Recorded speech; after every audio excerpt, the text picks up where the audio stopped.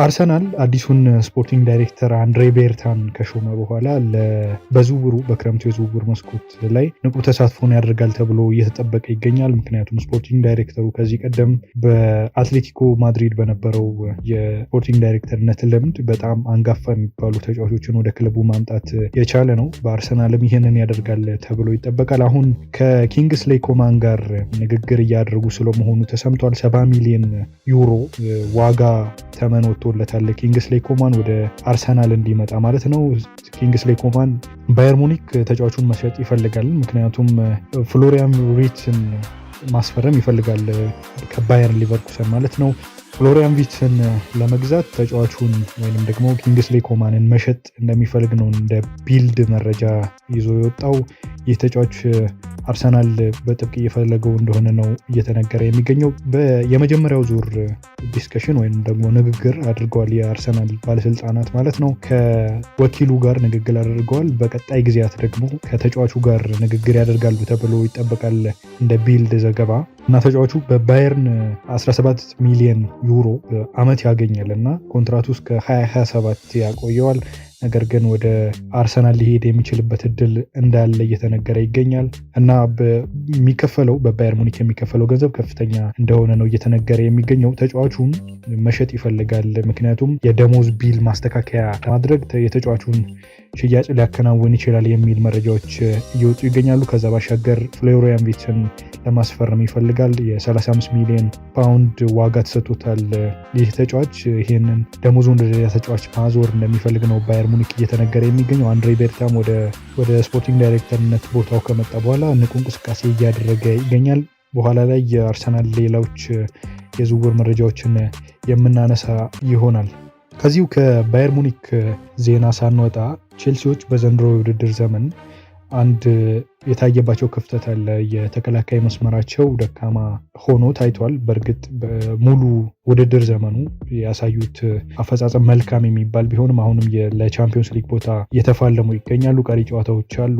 አሁን የተከላካይ መስመራቸውን ለማጠናከር ገበያውን እያሰሱ ነው ተብሏል። ምናልባት በክረምቱ የዝውውር መስኮት እያዩቸው ያሉ ተጫዋቾች አሉ ተብሏል። አንዱ ኪም ሚንጃይ ነው፣ የባየር ሙኒኩ የመሃል ተከላካይ። እሱን ኢላማ አድርገዋል ተብሏል። ተጫዋቹ በበርካታ ክለቦች ይፈለጋል። ኒውካስልን የመሰለ ጁቬንቱስን የመሰለ ክለብ የተጫዋቹ ፈላጊ እንደሆነ ተነግሯል። ነገር ግን እንደ ስካይ ጀርመኒ መረጃ ከሆነ ቼልሲዎች ተጫዋቹን ለማስፈረም በጣም ፍላጎት ያላቸው እንደሆነ ተነግሯል እና እንደ ፉት መርካቶ መረጃ ከሆነ ደግሞ ኪም ሚንጃይ ወደ ፕሪሚየር ሊግ ክለቦች መምጣት ይፈልጋል ተብሏል። ከዛ ውስጥ ደግሞ ፈላጊ የሆነው ቼልሲ ነው። ኒውካስልም የተጫዋቹ ፈላጊ እንደሆነ ተነግረዋል። ምናልባት ወደ ፕሪሚየር ሊጉ ክለቦች ለመምጣት ያለው ድል ከፍተኛ እንደሆነ እየተነገረ ይገኛል። ተጫዋቹ ወደ ፕሪሚየር ሊግ መምጣት የሚፈልግ መሆኑን ተከትሎ ማለት ነው። ቼልሲም የተጫዋቹ ፈላጊ ሆኖ እንደቀረበ ተገልጿል። ከዚሁ ጋር በተያያዘ አንድ የቼልሲና የአርሰናልን መረጃ እናንሳ። ምናልባት አርሰናል በክረምቱ የዝውውር መስኮት ያስፈርማቸዋል ተብሎ ከሚጠበቁ ተጫዋቾች መካከል የአጥቂ መስመር ተጫዋቾች ናቸው። በዘንድሮ የውድድር ዘመን አርሰናል አንዱ የተቸገረበት ሜዳ ክፍል የአጥቂ መስመሩ ላይ ያለው መሳሳት እንደሆነ ይታወቃል እና ከዚህ ጋር ተያይዞ ገበያውን የክረምቱን የዝውውር መስኮት ይጠቀማል ተብሎ እየተጠበቀ ይገኛል። ቼልሲና አርሰናልን ያፋጠጠው ተጫዋች ደግሞ ቪክተር ዮኬሬሽ ነው። ይህ የስፖርቲንግ ሊዝበኑ ተጫዋች የ70 ሚሊዮን ፓውንድ የዋጋ ተመን ወጥቶለታል። እንደ ስፖርት ዊትነስ ዘገባ ከሆነ አርሰናል የተጫዋቹን ፊርማ ለማግኘት በዚህ የክረምት ዝውውር መስኮት ጥረት ያደርጋል ተብሎ ይጠበቃል። የ70 ሚሊዮን ዩሮ የዋጋ ተመን ወጥቶለታል። 60 ሚሊዮን ፓውንድ ወይም ደግሞ 60 ሚሊዮን ፓውንድ የተጫዋቹ የዝውውር ዋጋ ይሆናል ተብሎ እየተጠበቀ ይገኛል። ቼልሲዎችም የተጫዋቹ ፈላጊ ናቸው። ምክንያቱም ቼልሲ በዘንድሮ የውድድር ዘመን ያስፈረማቸው እንደ ክሪስቶፈር ንኩንኩ የመሰሉት የፊት መስመር ተጫዋቾች በሚጠበቀው ልክ አልሄዱም። ምናልባት ኒኮላስ ጃክሰንም በተደጋጋሚ ከጉዳት ጋር እየታገለ ነው። ተጫዋቹም በሚጠበቀው ልክ እየተንቀሳቀሰ ነው ለማለት ይከብዳል እና ሁለቱ ቡድኖች በቪክተር ዮኬሬሽ ዝውውር ጉዳይ ላይ እየተፎካከሩ እንደሆነ ነው የተሰማው እና ቪክተር ዮኬሬሽ በዘንድሮ የውድድር ዘመን በጣም ምርጥ የሚባል እንቅስቃሴ ነው እያደረገ ያለው እና በ45 ጨዋታ 44 ግቦችን ማስቆጠር ችሏል በዚህ ሲዝን ማለት ነው። ተጫዋቹ ትክክለኛ ግብ አስቆጣሪ ደመነፍስ ያለው የአጥቂ መስመር ተጫዋች ነው። ተጫዋቹ በብዙ የበርካታ የአውሮፓ ክለቦች ይፈለጋል። ማንቸስተር ዩናይትድም የተጫዋቹ ፈላጊ ነው። ነገር ግን እንደ ጎል.ኮም እንዳስነበበው መረጃ ከሆነ ምናልባት ተጫዋቹ በአርሰናል እና በቼልሲ የቅርብ ክትትል ውስጥ እንዳለ ነው እየተነገረ የሚገኘው። አርሰናልም የተጫዋቹ ጥብቅ ፈላጊ ሆኖ ቀርቧል። ተጫዋቹ በክረምቱ የዝውውር መስኮት ወደ የትኛው ክለብ ያመራል የሚለው እጅግ አጓጊ ነው። ከዚህ ጋር ተያይዞ ምናልባት አርሰናል በዘንድሮ የአውሮፓ ቻምፒዮንስ ሊግ መድረክ ላይ ወደ ግማሽ ፍጻሜ ማለፉ ይታወቃል፣ ከሪያል ማድሪድን በማሸነፍ ማለት ነው። እዚህ ጋር ተያይዞ ሚኬል አርቴታ አስተያየት እንዲሰጥ ተጠይቆ ነበር። ምናልባት ቡድኑ አጥቂዎችን ለማስፈረም ወይም ደግሞ ሌሎች ትልልቅ ሱፐርስታሮችን ለማስፈረም ያለው ቁመና ምን ይመስላል፣ ሌሎች ተጫዋቾችስ ለቡድኑ ያላቸው አቀባበል ምን ይመስላል የሚለውን አስተያየት ተጠይቆ ነበር እና በቻምፒዮንስ ሊግ መድረክ ላይ ሪያል ማድሪድን ማሸነፋቸው ሌሎች ትልልቅ ተጫዋቾች ወደ ክለቡ እንዲመጡና የፕሮጀክቱ አካል እንዲሆኑ የሚያስችላቸው እንደሆነ ተናግሯል አርቴታ። ይህም አንድሬ ቤርታ በሪያል ማድሪድ ድል ደስተኛ መሆኑን ተናግሯል። ከዛ ባሻገር ተጫዋቾች ወደ አርሰናል ሊመጡ የሚችሉበት እድል ከፍተኛ ነው። በፕሪሚየር ሊጉም ሁለተኛ ደረጃ ላይ ይገኛሉ። በቻምፒዮንስ ሊጉም እንዲሁ በግማሽ ፍጻሜ ፒኤስጂን የሚገጥሙ ይሆናል። በቀጣይ ሁለቱን ጨዋታ በደርሶ መልስ የሚያሸንፉ ከሆነ ወደ ፍጻሜ ያልፋሉ እና ይህንን ተከትሎም በቀጣዩ ውድድር ዘመን ምን አይነት ዝግጅት ማድረግ ያስፈልጋል በአውሮፓ መድረክ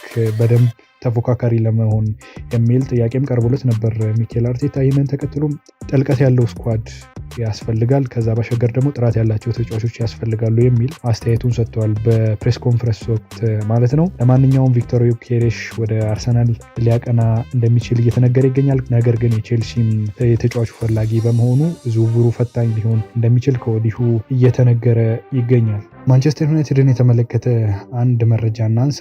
ማንቸስተር ዩናይትድ በክረምቱ የዝውውር መስኮት ተጫዋቾችን ያስሳል ተብሎ ይጠበቃል። ከዚህ ውስጥ የተጫዋቹ ፈላጊ ከሆኑ የቤንያሚን ሴስኮ ማለት ነው የእሱ ፈላጊ ከሆኑ ክለቦች መካከል አንዱ ማንቸስተር ዩናይትድ ነው እና የ60 ሚሊዮን ፓውንድ ወይንም ደግሞ 70 ሚሊዮን ዩሮ ተጫዋቹ የዋጋ ተመን ተለጥፎበታል ተብሏል። እንደ ሰን መረጃ ከሆነ የማንቸስተር ዩናይትድ አዲስ የምልመላ ቡድን ባሳለፍነው ሳምንት የተጫዋቹን የዝውውር ሁኔታ ለማጥናት እየተንቀሳቀሱ እንደሆነ ነው የተነገረው። ተጫዋቹ 21 ዓመቱ ነው። በጣም ኢነርጂ ያለው ተጫዋች ነው። ወደ ቡድኑ የሚመጣ ከሆነ ለቡድኑ ጥሩ ግልጋሎት ሊሰጥ የሚችል ተጫዋች ነው። ነገር ግን ጀርመኑ ክለብ አርቢ ላይፕዚግ ጥሩ ተደራዳሪ እንደሆነ ይታወቃል።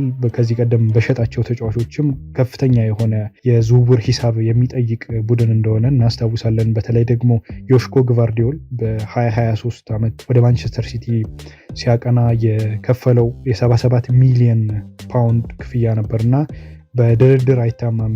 ይህ ቡድን ወደ 100 ሚሊዮን ዩሮ ወይም ደግሞ 86 ሚሊዮን ፓውንድ የሚጠጋ ገንዘብ ይፈልጋል ተብሎ ይጠበቃል።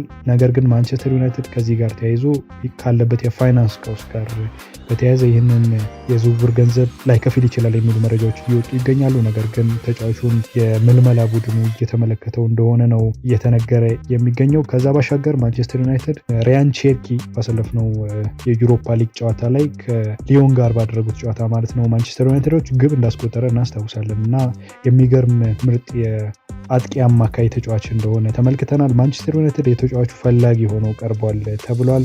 ከዛ ባሻገር ሊቨርፑልም የተጫዋቹ ፈላጊ ነው። በዘንድሮ የውድድር ዘመን ድንቅ እንቅስቃሴን እያደረገ ይገኛል። ተጫዋቹም በ2024/25 የውድድር ዘመን ማለት ነው 12 ግቦችን አስቆጥረዋል በሊጉ። ከዛ ባሻገር 18 ለግብ የሚሆኑ ኳሶችን አመቻችቶ ማቀበል ችሏል። ይህንን ሁሉ ያደረገው በ39 ጨዋታዎች ነው፣ በሁሉም የውድድር አይነቶች ማለት ነው ሊዮን ባደረጋቸው እና ተጫዋቹ የብዙ ክለቦች አይን ውስጥ መግባት ችሏል። በዋናነት ሊቨርፑል የተጫዋቹ ፈላጊ እንደሆነ እየተነገረ ይገኛል እና እስከ 26 የሚያቆይ ኮንትራት ያለው በሊዮን ማለት ነው። የተጫዋቹ የውል ማፍረሻ 25 ሚሊዮን ፓውንድ ወይንም ደግሞ 29.2 ሚሊዮን ዩሮ እንደሆነ እየተነገረ ይገኛል። እንደ ዴይሊ ሜል መረጃ ከሆነ የተጫዋቹ ፈላጊዎች እንዳሉ ይነገራል። ባየርን የተጫዋቹ ፈላጊ ነው። ፓሪስ ሴን ጀርሜን የተጫዋቹ ፈላጊ ነው። ከእንግሊዝ ክለቦች ደግሞ ማንቸስተር ዩናይትድን ጨምሮ ሊቨርፑልም ተጫዋቹ ፈላጊ ነው። ተጫዋቹ እድሜው ገና ከመሆኑ አንጻር የተለጠፈበት ዋጋም ዝቅተኛ ነው ማለት ይቻላል። 21 ዓመቱ ነው አሁን ራያን ቼርኪ እና ማንቸስተር ዩናይትድ የተጫዋቹ ፈላጊ ሆኖ ቀርቧል።